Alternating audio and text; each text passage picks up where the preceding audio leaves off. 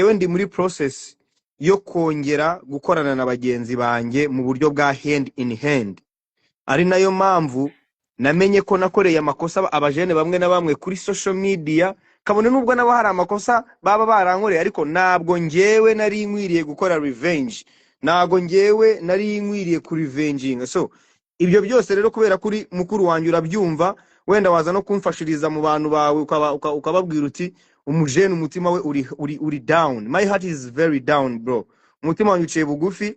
Nasabye imbabazi Jihadi, nasabye nawe ndagusabye imbabazi by the way mu kiganiro nakoze ku munsi w'ejo. N'uyu munsi hari ikindi kiganiro bari buze kubona, kandi nago zari imbabazi zo kwiyererutswa, nago ari ibintu byo gucisha ku ruhande. No, ndashaka kubaho meranye neza na Phil Peter, ndashaka kubaho meranye neza na Sabe Isimbi TV, ndashaka kubaho meranye neza na Irene. Ibikosa byose nakoreye Irene akambabarira. Ndashaka kubaho meranye neza na Jihadi, ndashaka kubaho meranye neza na DJ Brian, kuko nasanze at the end of the day nta nyungu yabyo yo kuba nashwana nabo bantu.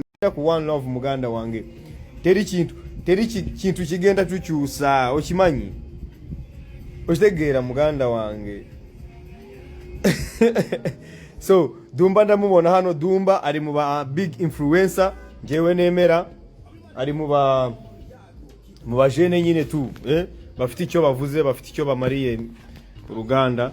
So Mr. Dumba, may God bless you, maximum respect. Okimanyi nkwagala nnyo Dumba, urabizi ko ngukunda wowe, urabizi Dumba, urabizi. So bantu banjye ikintu kinzanye hano rero ni iki. Ngewe maze umunsi umwe nsohoye ikiganiro cyo gusaba imbabazi umuntu witwa Jihadi n'abandi bose twagiranye ibibazo ba DJ Brian n'abandi. Ntabwo ibingibi ntabwo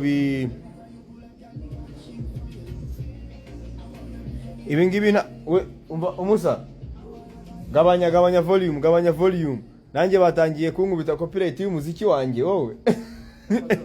byakomeye rega album ntabwo iri mu maboko ya 1 RPM. So nanje ndagukunda my brother. Yo Dumba, big energy man. Dumba njewe ndagukunda, urabizi ko ngukunda. Ibyo bindi biza ku ruhande byose urabizi, wowe uzukuri uzi ibyo abandi bantu batazi, uzi umubano wanjye nawe abandi batazi. Rero ibyo twahuriramo byose, ibyo twapfukiranamo byose, ibyo twashwanira byose, yo you know what it is man, you know what it is, you know we are big energy So abantu mwese rero, abantu mwese mwambonye, mwaba mwarabonye abantu bo kuri famille ya Instagram, mushobora kuba mwarambonye nabi, naritwaye nabi, naragaragaye nabi, narakoze ibintu bya fake, narakoze ibintu by'ubuginga, ibintu by'ububwa.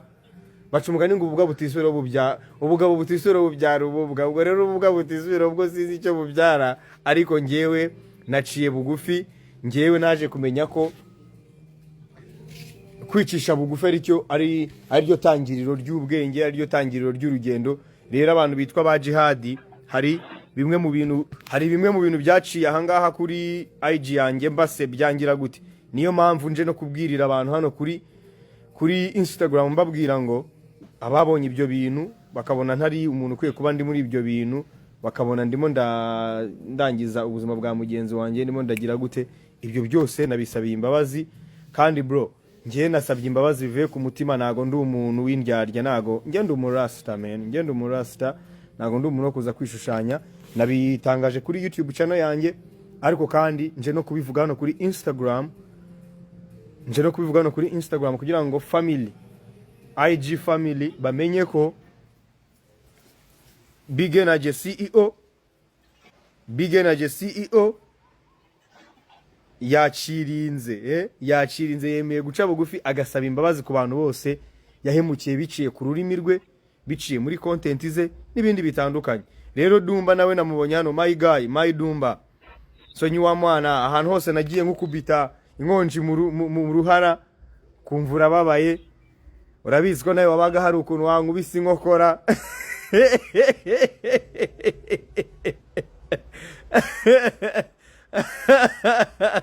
Wowe kubera uri n'umujama wanjye, nzajya nyuzamo ngukatire nyine tu, wowe ntaribi. Dumba nzajya nyuzamo we nkukatire nkubwire ati wagisaza we.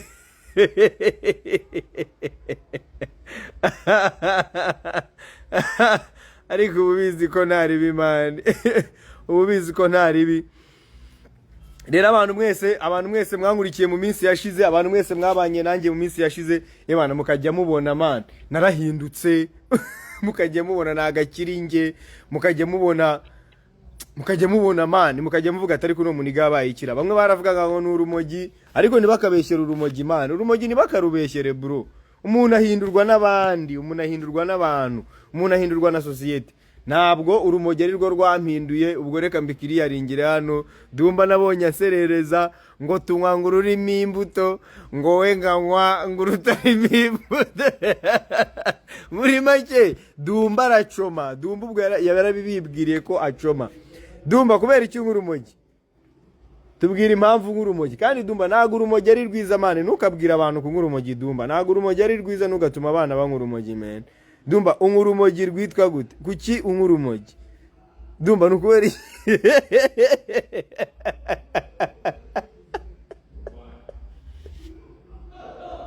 why? Why? Dumba, why do you smoke weed? Why do you smoke cannabis? Why?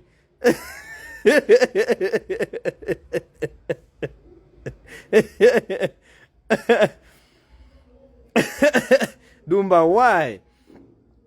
Why do you smoke weed? Why do you smoke cannabis, man? Cannabis is not good for your health.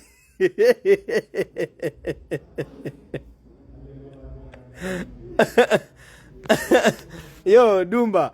Mani, Dumba zamukano. Banze ngusabure. Zamukano ngusabure. Abafana bewe bakureba. Dumba oliwa. Jangu wano nkusabure nga abantu mwese rero ebana mwigeze mumbona hano enjaga jamu ensingo Dumba wavako nyo chovola ba tokyalowooza bulungi kubanga gwe Dumba wavako nyo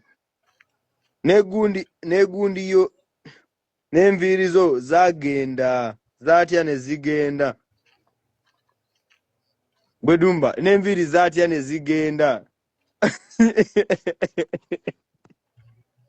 So abantu mwese rero muri hano abantu 570 ingahe, muri abantu bagaciro sana.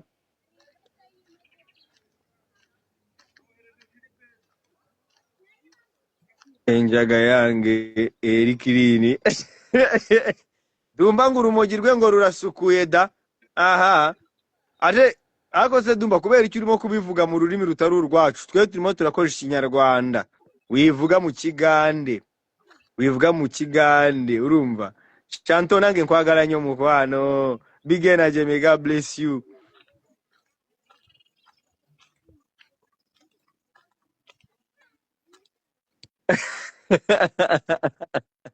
So hanyuma rero ikintu cyari kinzanye bantu bakuri Instagram, nasohoye album y'indirimbo 18 mugende mu streaming, ariko kandi narinje no gusaba imbabazi. Narinje kubabwira ngo nta mpamvu yo gushwana, nta mpamvu yo gutandukana, nta mpamvu yo kurwanyana hagati muri twe. Ngewe ibyaha byose nakoreye abajene kuri social media, ibyaha byose byaciye kuri social media, ngewe nabisabiye imbabazi. Nasabye imbabazi abajene. Dumba komyova abakonyine bagenzi banje bashobora kugera bakavuga ati we twarakumvishe n'utwegere.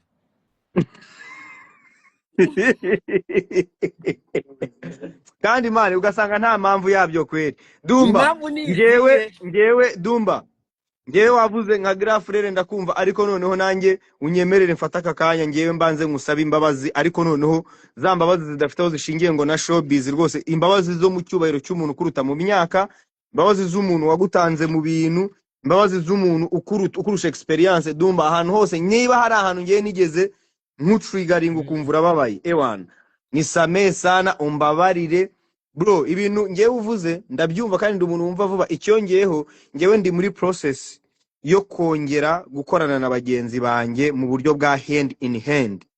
ari nayo mpamvu namenye ko nakoreye amakosa abajene bamwe na bamwe kuri social media, kabone nubwo nabo hari amakosa baba barankoreye, ariko ntabwo njyewe nari nkwiriye gukora revenge, ntabwo njyewe nari nkwiriye ku revenginga. So ibyo byose rero kubera kuri mukuru wanjye urabyumva, wenda waza no kumfashiriza mu bantu bawe ukababwira uti umujene umutima we uri down. My heart is very down bro, umutima wanjye uciye bugufi.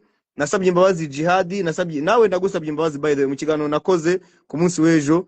N'uyu munsi hari ikindi kiganiro bari buze kubona, kandi ntago zari imbabazi zo kwiyererutswa, ntago ari ibintu byo gucisha ku ruhande. No, ndashaka kubaho meranye neza na Phil Peter, ndashaka kubaho meranye neza na Sabe Isimbi TV, ndashaka kubaho meranye neza na Irene.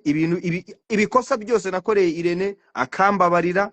Ndashaka kubaho meranye neza na Jihadi, ndashaka kubaho meranye neza na DJ Brian, kuko nasanze at the end of the day nta nyungu yabyo yo kuba nashwana nabo bantu, nta nyungu yabyo yo kuba nagirana ikibazo nabo bantu. Ari nayo mpamvu nifuza ko abantu bo kuri Instagram yanjye, ubwo ngize amahirwe nawe uyijeho, abantu bari hano bose ibintu nakoreye hano kuri Instagram, niyo mpamvu nari nagarutse kuri live kugira ngo mbabwire ngo umuntu nasebereje wese hano kuri Instagram ambabarire, yaba ari n'umufana, yaba ari n'umuntu wanyandikiye muri comment, wenda kandika comment mbi nkahita mubwira nabi. Ewana Duma, ubyumve ko ndi muri ya process umuntu avuga ngo iyi ni process yaho ngomba gukubita hasi ikintu bita pride, nanjye nkagira gute nkongera nkunga ubumwe na bagenzi banjye. So hari abantu bakomeje gusaba umuntu witwa Kasuku, sinzi niba ari hafi ku buryo twamuzamura. Arahari namubonye? Ntago nge ndamubona hano muri request. Reka nkubaze. Ko njyewe ndabizi sibyo? Yego. Kandi nawe imyumvire yacu urabizi ko itandukanye. Kandi nkaba mbyumva neza ko ushobora kuba ko kabisa izo mbabazi ushaka kuzisaba, kandi azikuvuye no ku mutima, kwera ubu ngubu wa mugana wakoreye ibyo biboro wabaye umubyeyi, urumva? Wabaye umubyeyi, which is very very very important. Ngewe yagonsha no kuzuruka mu gitondo, sometimes abana banye ntabwo mbana nabo from day to day, umunsi wa buri munsi, ariko kenshi iyo ndi kumwe n'abana banje, iyo ngiye gukora nkamubona mpita ntinya. Man. Niyo mpamvu nemera ko imbabazi urimo urasaba zishobora kuba zaravuye mu bintu bimwe birakubaho muri no minsi, ariko yago urimo urasaba imbabazi, urimo urita ku byo wasenye. Ndimo ndita ku byo nasenye. Ibyo wasenye byo urabizi, like nukuvuga ko ibyo wasenye urumva ko baza already ibyo wakoze hari ibyasenyutse. Nk'ubu yago ntabwo uri yago wo mu Rwanda yatwikizaga hariya kuri Nuza tugakora ikiganiro, urumva? Saga zanyu zavuyemo, basabe ngo kwimuka, ngo biki channel zarapfuye, ubu YouTube yose yabaye amabyimana. Akababaro k'abantu y'ibintu ibyo ngibyo wasenye uraza, like how are you going to compensate? Icy'ingenzi ibyo nasenye, kimwe mu byasenyukiye muri ibyo nasenye nanjye ubwanjye ndimo kuba uyu munsi ntakiri nanjye mu gihugu, bivuze ngo nanjye ibyanjye byarasenyutse. Nkuko waruvuze ngo bamwe waratwicazaga hano ukagira gute, bivuze ngo nanjye harimo ibyanjye byasenyutse, bimwe mu byasenyutse. So ni igihe rero cyo kongera kwiyubaka, ni igihe cyo kwemera amakosa, umuntu agasaba imbabazi, akongera noneho akubaka bushyashya, kandi noneho akubaka ibizaruta ibyo yari yarubatse cyangwa ibyo yari yarashizeho. None se yago ko umuntu ashobora gutekereza akavuga ati wibutse gusaba imbabazi ari ubwo usohoye alubumu, ibyo nabyo urabitekerezaho? Ibyo ngibyo ndabitekerezaho, ariko umuntu iyo udafite, hari ibintu bitatu umuntu ukamumenya. Icya mbere ni amafaranga, kubera ko abafana cyangwa abakunzi banjye batafite ngo bahite bayama kugira bamenye. Icya kabiri umuntu ukamumenya ni power. Icya gatatu ni time, nukuma time byonyine, kuko nge nago nje ngo kwishushanya hano ngo kubera ko nasohoye alubumu ngo nsaba abantu imbaraga ngo ejo nongere ngo mpinduke. No, kubera ko ngewe ndi umuntu ibihe byose nabayemo, muri ibyo bihe byose nabayemo byo gushwana n'abantu, namenye ko nari ndi mu bihe bitari ibyanjye, nari narabaye undi muntu utari nge. Uyu munsi rero I have generated my energy yanjye narayigeneratinze back.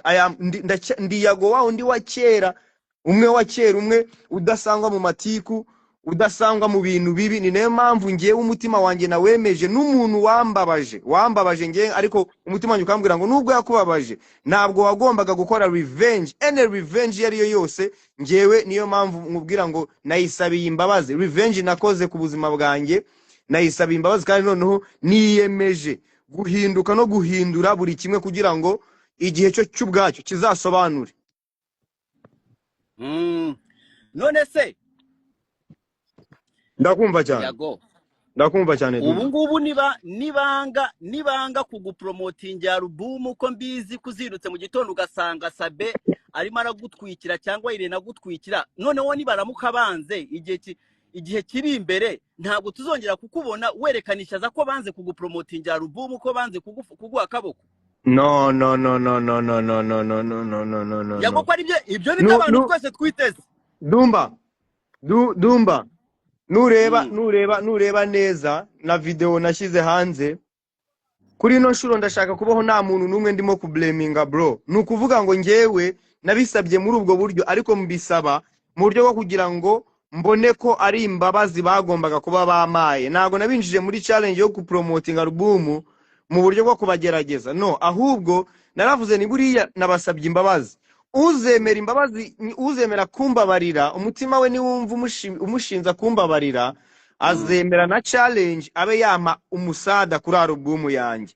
Ntabwo ibyo nabikoze kugira ngo umuntu ngo bapromoting album yanjye kabisa. No we kabisa, ku buryo wenda umuntu yavuga ngo mu minsi iri imbere ngo nzagaruka ngo mbatake. No, this is iyi live iri mu live yanjye ya nyuma, n'ibiganiro abantu barimo kubona biri mu biganiro byanjye bya nyuma, ngirana ikibazo n'abantu cyangwa se mvuga ku muntu cyangwa se nza nkababwira ngo uyu muntu nagiranye ikibazo nawe. Rwose abantu babyitegure kandi banabimenye ko ikintu kigiye gukurikiro n'ugukora n'akazi, n'ugushaka ubuzima. Uyu munsi wabivuze turi ababyeyi, uyu munsi mfite umuntu nyita papa, urumva?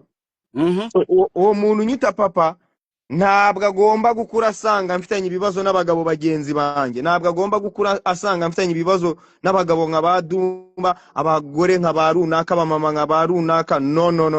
Agomba gukura asanga narakiriye yarinze ibi bintu byose, kuko uwavuze bya bindi bibi, watatse abantu, wakomerekeje abantu, ni nawe noneho urimo gukoresha ururimi rwe asaba imbabazi, avuga ngo ibi bintu ni page narindimo, ndashaka kuyisohokamo, ndashaka kwinjira mu kindi cyiciro cy'ubuzima, nkibanira neza na Jay Squeezer wa Mipango, tugafashanya, nkibanira neza na Dumba, nkibanira neza na Dekati, nkibanira neza na Sabe, nkibanira neza na Irene, Philipita, tukibanira neza, kuko nta mpamvu yo kuryana. Yo Sukuji, wagwan man, yo most welcome brother. Nzendi wano.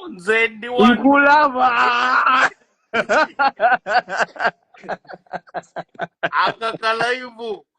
Akakalaivu narimo ndakareba nkiyerera nkarira nkamwari ku kiboko narimo ndavuga.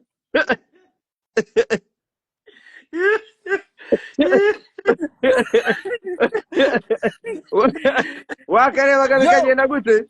Akarebaga nkiyerera nkarira nkamwari kuki narimo ndatanga igitekerezo niyo cyaba gipfuye ariko kagita. Wa Mipango Yo. ngo kiri gute? Kiri fresh kabidumba. Yo, Yewe noneho ahantu nagiye gutungurirwa. Ngiye kubona mbone Yago Ponda ati nsabye imbabazi, ndavuga ni bombo crack. Ariko Yago yo ari umuntu umwe tuzaho wakojereje Mari. ngo Ari umuntu umwe wakojereje Mari live. uwo ninde muvuge?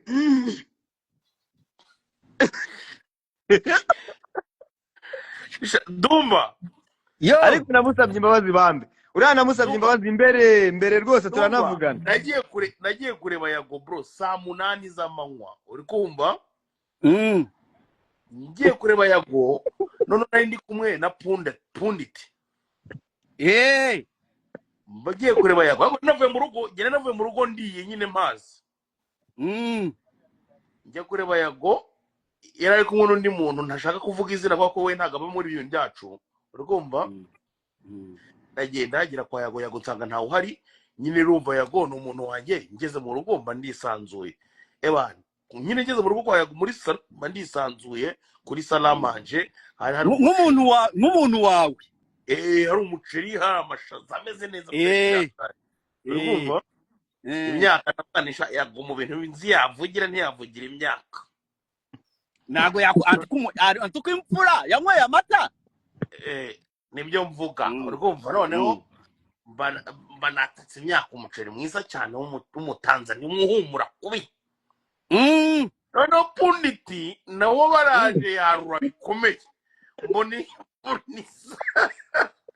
mbona isahani yagize nk'agasozi ndatwa bro urumva noneho Yago kumbi punditi yakoze ikosa ryo gutamo Yago urumva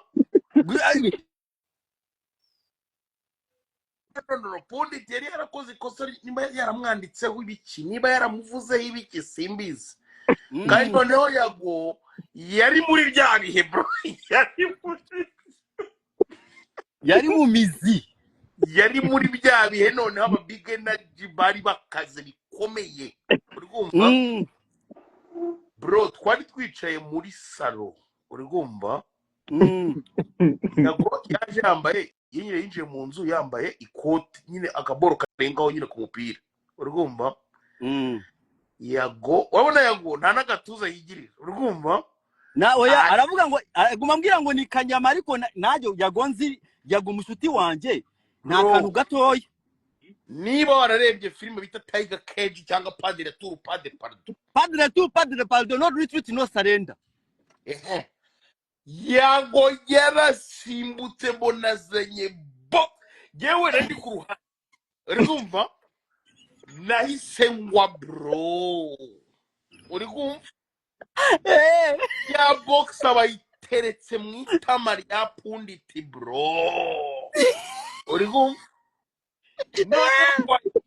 habaga imbwa zigera mu 8 ndavuga nimenya dukubiswe tuzira ibiryo uri kumva nta kibuga imbwa nabonye hanze sibyo nanga guso undi bamaze kumutereka ikintu mu itama atakirimo arareba neza uri kumva yamaze guhuma ndavuga ni Mana Nyagasani we ziriya mbwa nabonye hanze arazibwira ngo chinja mutu weye sawa abantu ntibagire ngo ni ibyanjye uhishe abantu ntibagire ngo ni ibyanjye uhishe ibyanjye byose biri hanze ibyanjye byose biri hanze niba ari urimo gushakira ibyangombwa umwe tuziranyeho oya ntabwo ari we ni kampani yindi ntago nanjye nayivugira aha ni kampani y'umuja musanzwe utegura ibitaramo muri Amerika urumva kandi umeze neza uheruka no hari abahanzi yararimwe nabo mu minsi yashize b'Abanyarwanda bari hariya so very soon tuzabarabura tu nta gihindutse tuzababwira ariko niba ari uriya we papa oya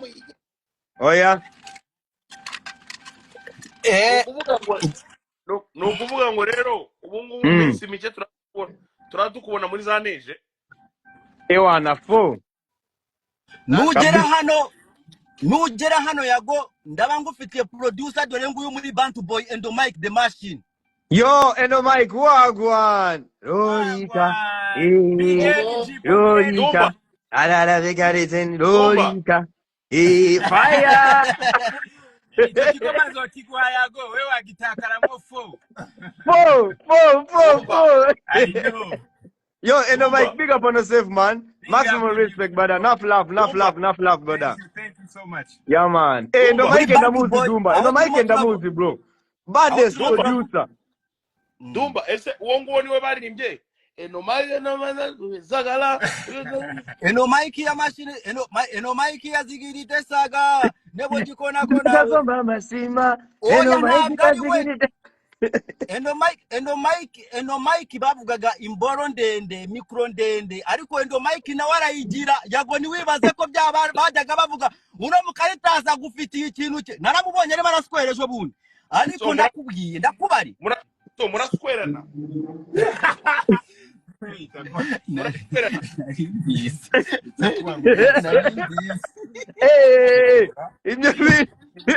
ibyo bintu mubijyane kuri TikTok muri live za TikTok. umva yo ngo harya barimba gute eno Mike uze kuzega oya ngufitiye n'uwundi Umva, hano mu rundi umva Kasuku. nuza yago Kasuku. Umva mutandukanyiriza ibi ngibi. Iyi ndirimbo yaravugaga ngo eno Mike yazigirito saga ewagisoka ko mama singa. Hanyuma iriya uyu mujama we yitwa Endo Mike. Uyu mujama we yitwa Endo Mike. bamwita hitmaker Endo Mike the machine. Yeah man, ngenda muzi bro. Ngenda muzi sound yenda easy. Sound yenda easy. Dorika. Dorika. Ay.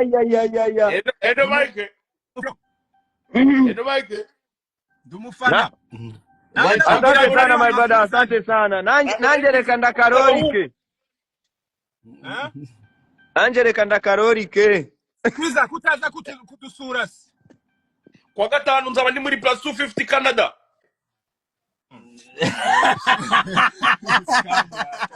Kwa gatanu Samblage kwa gatanu nabandi muri plus 250 Canada.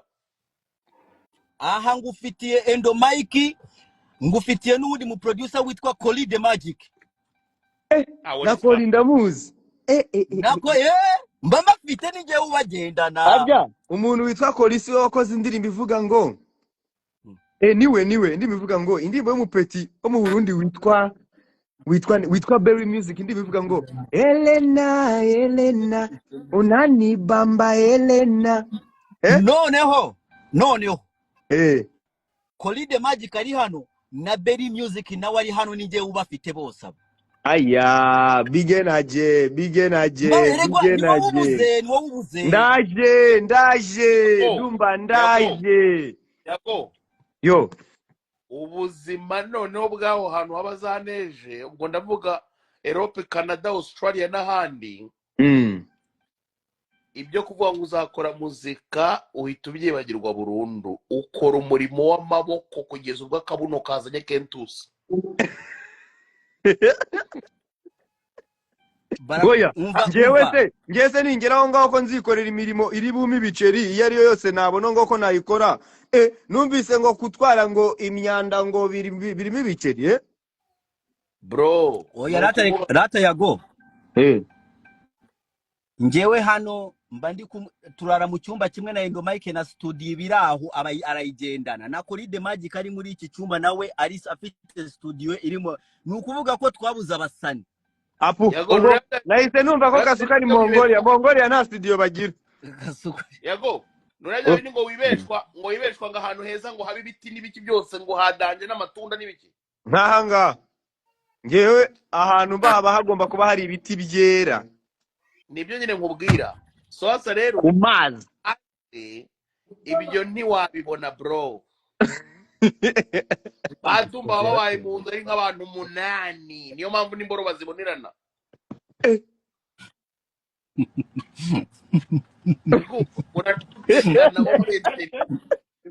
Muratukana ngo murenterira bro.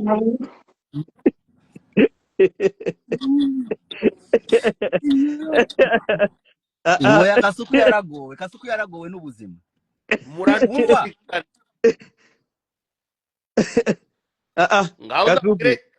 umva ndabona ngewe n'umuriro urimo kuwushirana rero ubanza dukwiye gusezera abantu. Ariko Kasuku album yanjye mana yumenye muyumvisha abantu muyipromote vuga album ndayikoraho ngira ngo warabibonye ko nge nyikoraho.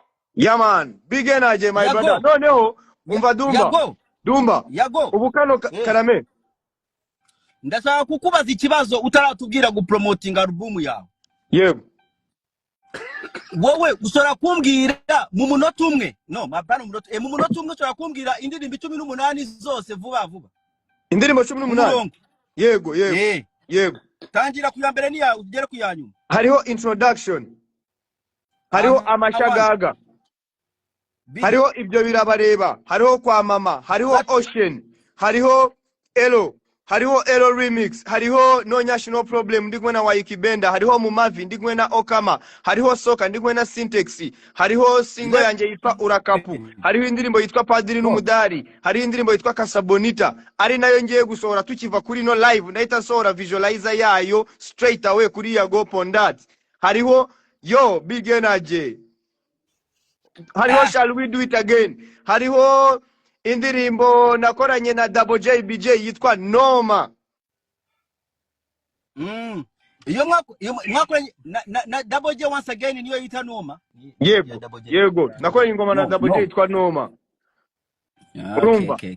Nuvuga ngo album ntago umuntu ahita avuga indirimbo 18 zose, ariko iriho tracks 18, hari zari zarasohotse mu buryo bw'amashusho, mu buryo bw'amajwi n'amashusho. Kwanza reka nzikubwira hano ndimo ndazibona.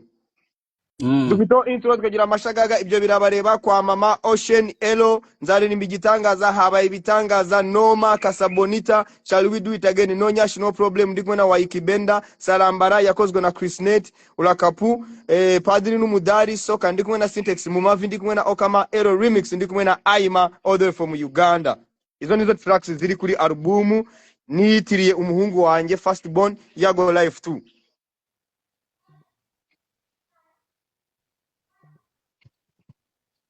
Mumpulira Dumba bigeze gute? Dumba sound yivuyeho. Ubwo bageze ahantu hatari rezo bari bava mu murimo w'ibiti ndagasa.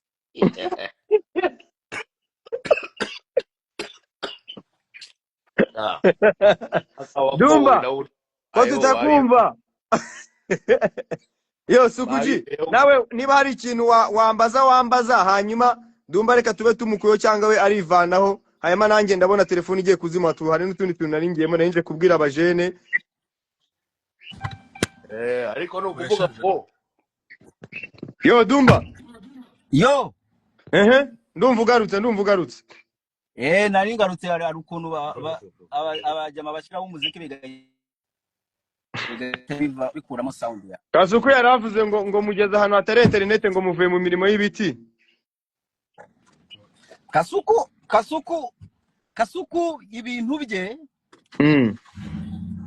Irahita bimure tujye gusezera buretse gato. Tujye gusezera 1 minute.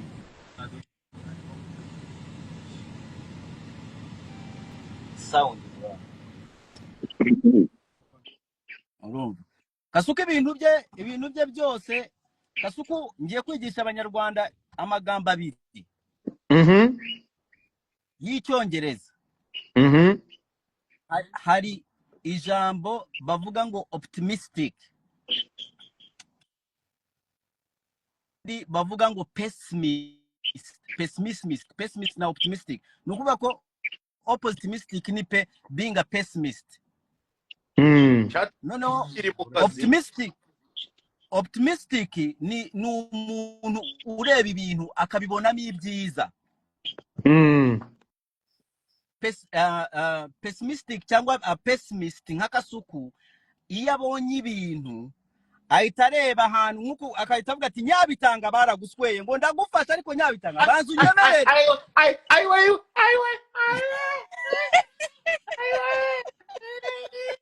Dumba Kasuku reka mubwire ikintu kimwe Kasuku. Dumba Oya izi live ngiye ziri ibitutsi mumbabarire, izi live zirimo ibyo bintu mumbabarire. Oya narindi bona go example ya Kasuku. Dumba kuba Nyabitanga baramusweye ntago byari ngombwa kubizana hano. Oya ndimo navuga example y'ibintu ukora.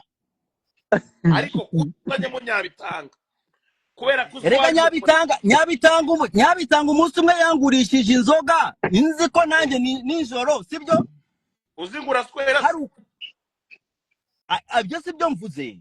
Erega njye nshobora no kugusoma nkabanda hazi. Okay. Ariko no mayize uramutera bikomeye.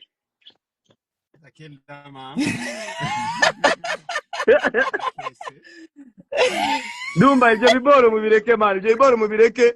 Oya jema goma saa kubivugira kuri live ya uje gusaba imbabazi bro. Ya reka ngiye kabisa mbacomoke, ndabona umuriro ugiye kunshirana kandi n'ubundi hari utundi tuboro ngiye. Saba imbabazi bwa nyuma nibura n'agatago n'agasigaye ugasabemo imbabazi. Eba barabizi umutima wanjye uciye bugufi, Yo, Sukuji, Dumba. King of influencers, Dumba. King of Yes. influencers, Big Energy. urabizi nari naragutegereje ugende Uganda, nari naragutegereje ugende Uganda, babikubwira ubu ndabizi barabikubwiye. Big Energy. I know barabikubwiye. I waited for you. Barabimubwiye. Ubu ntabwo baramubwiye ati don't play with anyone. Reka twumve Kazuku tutamunigana ijambo. Ngewe narimo ndavuga ati rwose abantu ba Big Energy n'abatara ba Big Energy Yago mumubabarire ahubwo mumusapoting album mu sharing mu buryo bukomeye cyane. Big Energy, one love man.